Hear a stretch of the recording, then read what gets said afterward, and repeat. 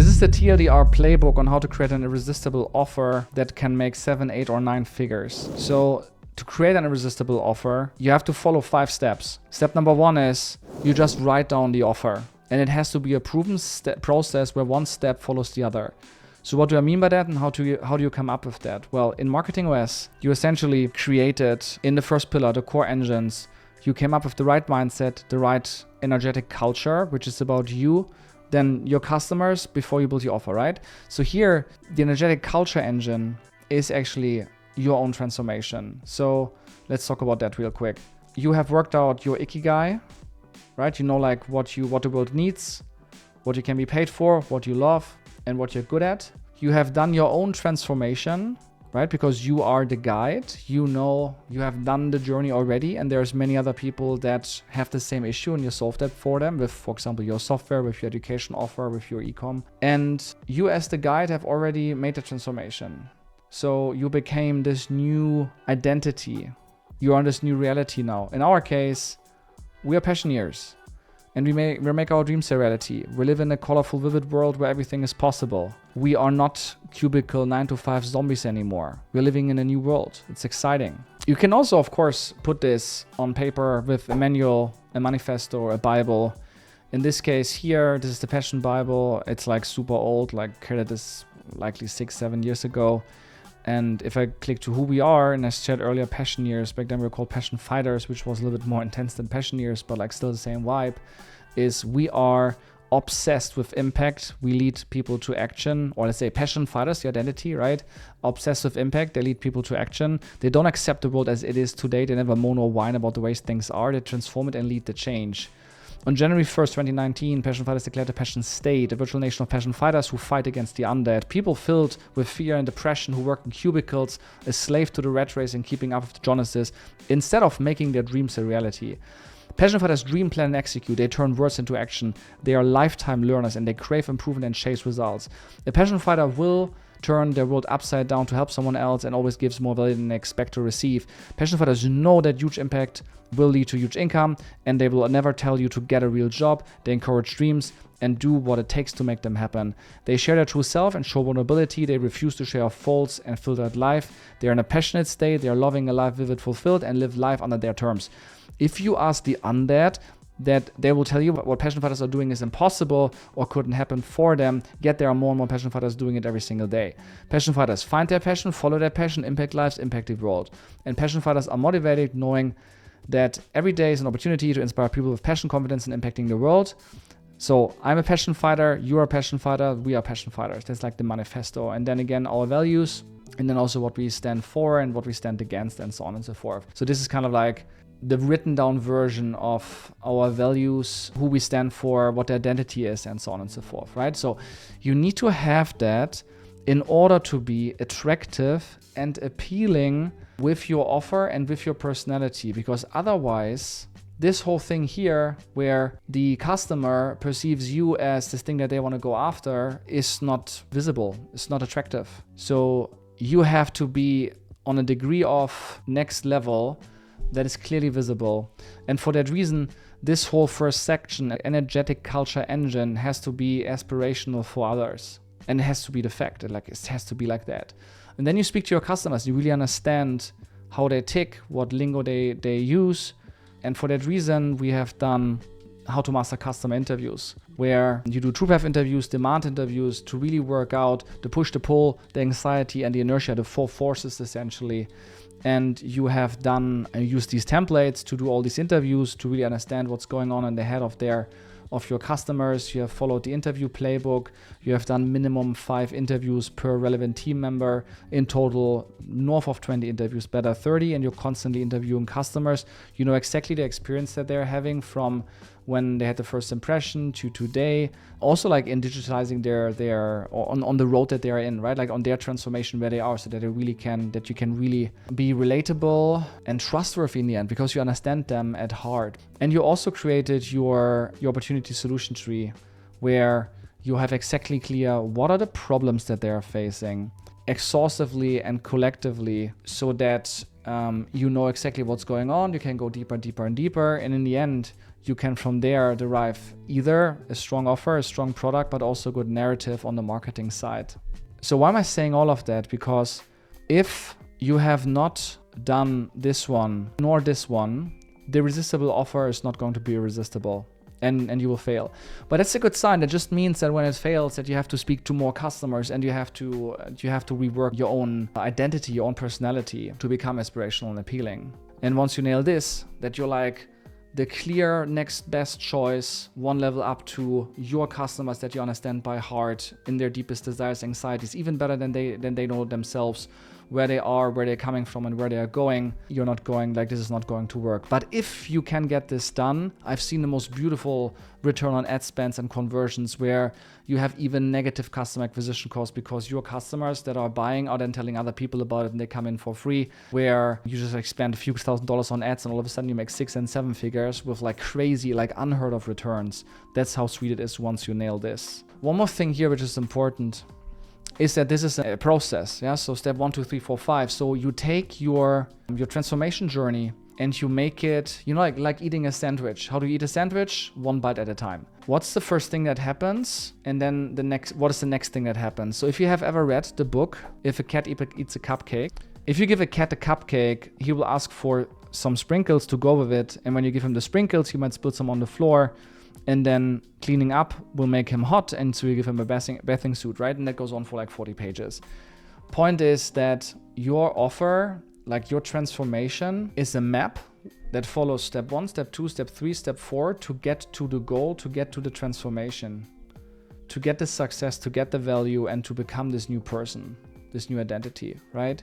And when you speak to customers and you really understand them in detail, then you know like what's the first thing that they're looking for. So for example, they have this main thing that in their mind. So then you solve it for them, but then obviously like once you've solved it, you have the next thing that is like really important for them. And you already like tell them that and they're like, yeah, of course, yeah, sure. Now when I think about it, yes, that's right. So like he really knows and he can trust them. So these are like, this is essentially step 1. In my case with Marketing OS, the first one is the core. So you want to have a strategic core to sell the right thing to the right people, right? That's for me like the first thing that you need to do in order to grow your company to 10 to 100 million profitably. If you don't know that, then it's not going to work, right? And in the end, you have a clear vision, deep customer clarity, and offers that your ideal clients say yes to fast. Then you do market this message, right? So how to become the brand that ideal clients follow and the engines that feeds it. So then you do strong branding with content paired to get the message out. And you're now attracting clients daily with a magnetic brand and content engines that scale without your founder brand. Yep. Now you can actually put this on like hypergrowth mode, which are the scaling engines. So how to turn attention into revenue with funnels, ads, and sales systems that scale. You have to have a profitable funnel to your offer. You can 10x the impact with paid marketing. Whatever you do organic, usually with paid you can 10x it. And then you can put actually a sales team as optional on top, which takes warm inbound leads and get close rates of up to 80%. Normal in the market is 10%, right? So that's crazy. And then you have one more thing, which is the performance engines that allow you to build a team or to build your business with an A+ team that runs without you so that you can work on the business, not in the business. And you have in an AI powered world, AI automations running. You have people working from anywhere. They're like rather like A player strong, so rather like small, but like very strong. And with that, you just make a lot of money and you're profitably growing to a whole nother level. And like you build a business that you actually want. And then your business ultimately runs lean, scales on its own, and is powered by automations and an A+ team. Yeah.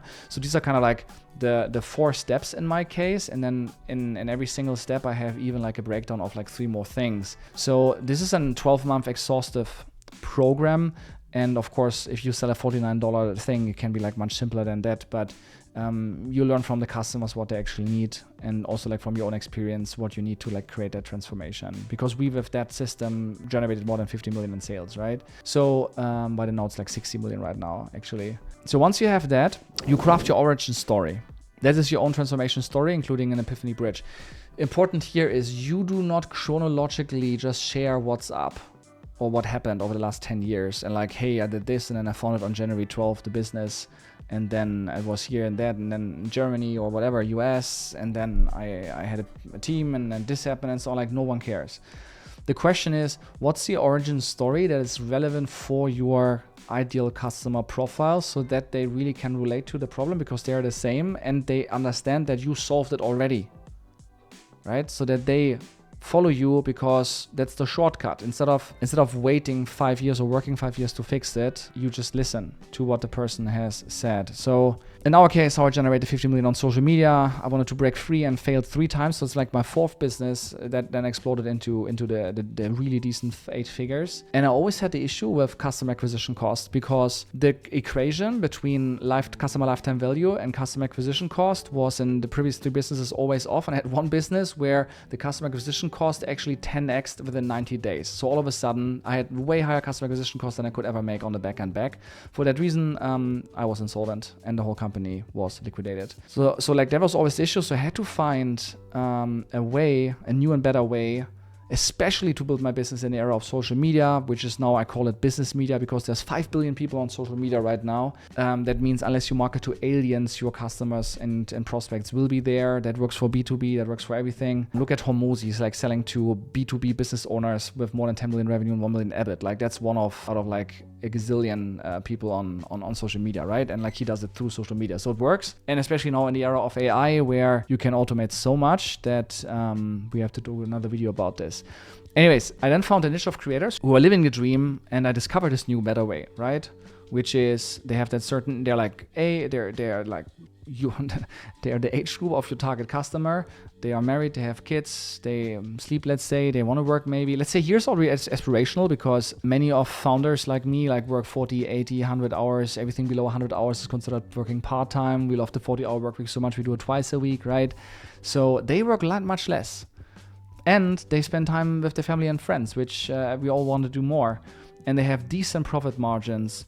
And they also sell content, goods, SaaS, doesn't matter. It's just like, and they acquire customers at 0 cost. You just have a 7-figure business, make millions, grow it, and they have time for everything. So that's crazy. But then, of course, this has to be adapted and baked into whatever business you have. In our case, I put it into our software as a service. And once we did that, all of a sudden, boom, the thing exploded. We became one of America's fastest growing companies, got all these awards. The 1 million award, the 10 million award, the 100 million award with Russell Brunson here and Todd. We then shared it with some of our people in our network. They crushed it. They became like super famous and on stage. And then in the end, like Marketing West was born, right? So this now is the origin story that then connects to the map. And as you know, this here is the map, right? These are like the steps that you need, right? You need the core, yourself, customers, offer, then brand, content, then you scale it with funnel, paid, and sales team, and then you automate your like the workflows. So that's the map from social to dollar. And that's what we have done over the last 5 years, right? So that's the map. So then the obvious concerns, there's always 2, which is internal and external. The main fault that they have about the internal transformation. So what does it mean? When you look at this one here, they have this journey of transformation. That's the internal journey, right? Like, who do you become? It's like, yeah. And like, even sometimes people say like, I don't want to become rich. That's like more or less what they say, right? Kind of like, yeah, then like Jeff Bezos sucks, Elon Musk suck, and they're only about money and I want to like do this and so on. So there's so much going on here. Like, we cannot raise prices, that this makes sense. That in my case, maybe an internal would be, hey, does it work for me? Like, does this marketing thing, it works for you, like software, whatever, but like, let's say I'm e-com or I'm a different type of software. I'm B2B, like you're a B2C, right? Like, does it, I tried it already like social content. It's not working. It just doesn't work for me. The team is already doing it. We're already doing it. We don't need it. We're already like on it. This is another one. Or this is a lot of shit. Like, there's a lot of effort. Will that really, like, when do I get the ROI?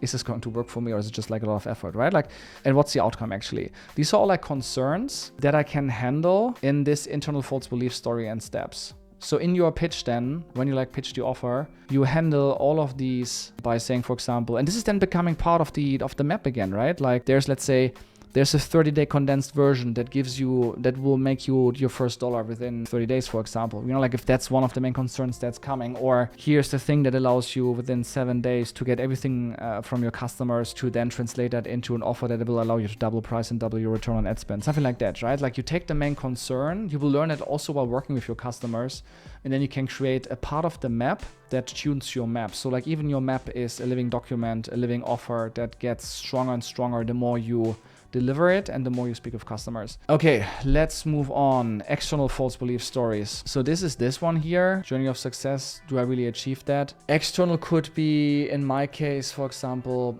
yeah, social media, it's too late, right? Like there's already people with millions of followers. Companies are not really doing great on social. Social is a scam. And yeah, like we are B2B, it's not good for business, whatever. Like this would be all like external stuff. Okay, and then once you have that, you actually need hooks for everything. And you then bring the hook in the very beginning of your pitch. Hey, the weird thing, you know, like if you look at the landing page, my simple coaching app that generates $19,540 per month. And no one has ever heard of me, right? Like it's already like handling one objection, which is you don't have to be famous, and it's simple, so anyone can do it. This is like story hook. And of course, relatable, maybe like bridge that again here. Hey, I couldn't scale my business. Return on ad spend was always too high, didn't work out. I was always struggling. It was a lot of effort without any payback. And I feel like even the business is slightly declining, even though I put so much in. And I feel like held hostage by the whole business. I'm working so hard. I don't have time for my family, for nothing, right? Like this all of a sudden attracts is relatable to the exact person that I can help. So that's an origin story hook. Something that they can relate with immediately. Okay, perfect. So let's talk about the map hook. The map hook could be how to make like social media and make money from it. Here's another one. I think this related, like your users are on it. So like do it. Like breaking the belief that social media is not like what I should do because I'm B2B, which is of course BS.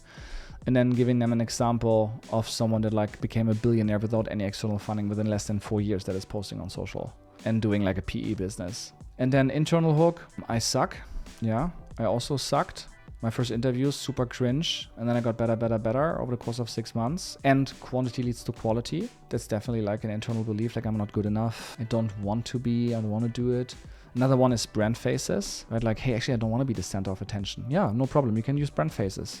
I have personally been faceless for many, many years, and I have had, let me show the slides real quick. I have had Dan, who has done marketing and sales. He was in the beginning business development manager to scale the existing business, and we scaled his account from 0 to 105K. And then the same for other people, internal as well as external. So you can stay faceless. I was faceless for years. That's fine. It's another belief pattern, another hook to handle their biggest anxiety. I have one more on internal. How can I do this without showing my face, right? So this is even in this case, arguably here. Actually, I didn't put it yet here, but the YouTube video is called How I Generated 50 Million on Social Media Without Showing My Face. And this is also how the talk was actually called, but I just cut it out to be brief. And then the external hook, that could be in my case, yeah, we already have an offer in place. We're already doing organic. We're already doing like this and that. We already have a funnel and so on. It's like, yeah, of course. But, like a Dacia is not a Mercedes. Like what's the point? But here my hook is marketing led. So I think this is actually true. It's like a whole new motion, right? Where you know what sales led is. So you have your sales team, I get it. You have maybe your product led. You have a product that you're selling. In SaaS, you want to make the product sell by itself because the product is so strong. In e-com, also the thing should like sell by itself. But then ultimately like it's not so easy, right? Because sales teams are expensive. Products in e-com, you have shipping cost. And in SaaS, what you do like a free trial and then people opt out like crazy. And you have like a lot of developers that develop against it. It's not easy.